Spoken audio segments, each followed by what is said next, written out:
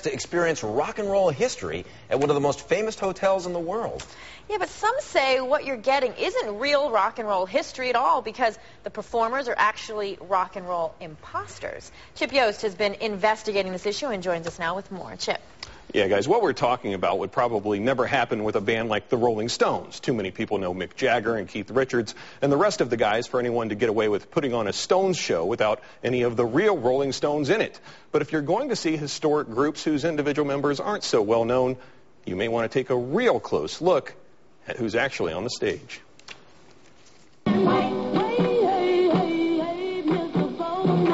They sang some of the greatest hits of their generation.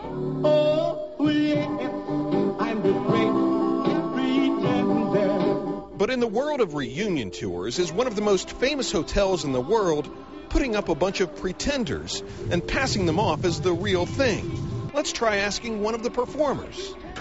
They don't film me. You should give Tony Williams. Why not? Because did I ask you to film me? Don't film me.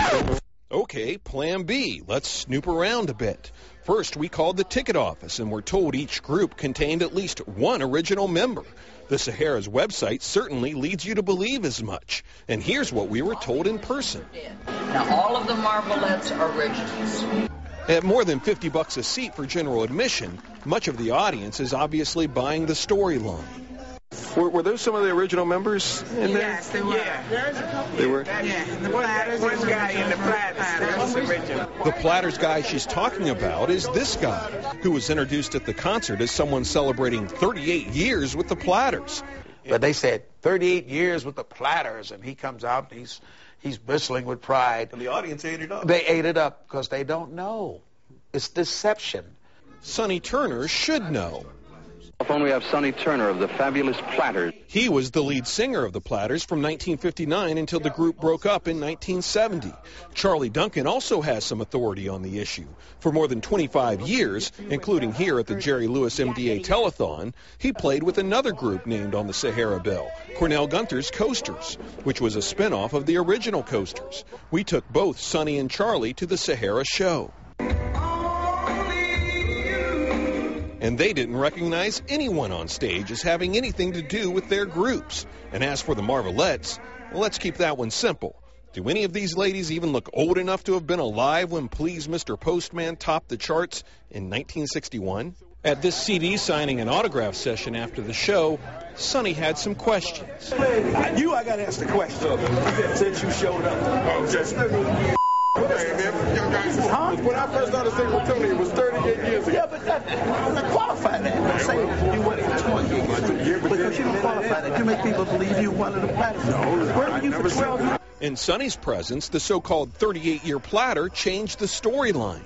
He said he had never said he was in the Platters, only that he had once worked for a former member of the group.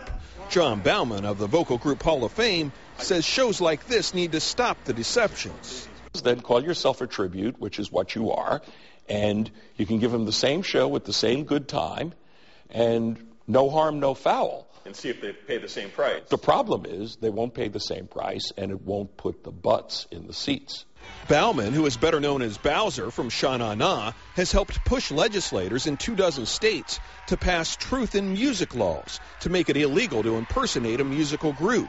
Sonny Turner went to the signing ceremony when Nevada's governor signed the bill into law last year.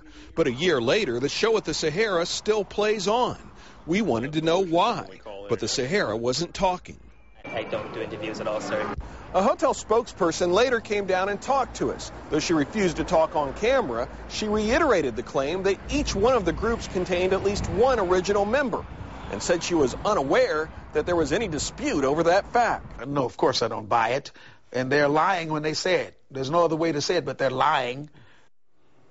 Since the Sahara won't talk, we don't know what its response to that comment by Sonny is, but the hotel should be aware of recent problems at that same show. 2 previous acts that were part of the show were removed after legal challenges from people connected with the original groups. The hotel did refer us to the show's promoter, who acknowledged that none of the group members we saw at the show were part of the original recording acts. But he defended the authenticity of the show, claiming that the people putting on the show own the trademarks to the Platters and the other groups' names, And that is an ongoing legal issue that has been decided by some courts before, and it's going to be ongoing with the courts in the future. And I'm sure a lot of people who pay big money, who are duped, I mean, I'm sure they're questioning the legality of all this. What's going on with the Truth in Music bill right now? Well, right now they have different versions of this in 24 states right now, 26 probably by the end of the year, Nevada being one of them. They signed that bill. Right now what we're hearing is the Nevada Attorney General is looking into it, and the Nevada Attorney General could look into it and decide the issues on the case in favor of the real groups or the fake groups. If they decide in the favor of the original groups, that show could be shut down. Meanwhile, buyer beware, huh?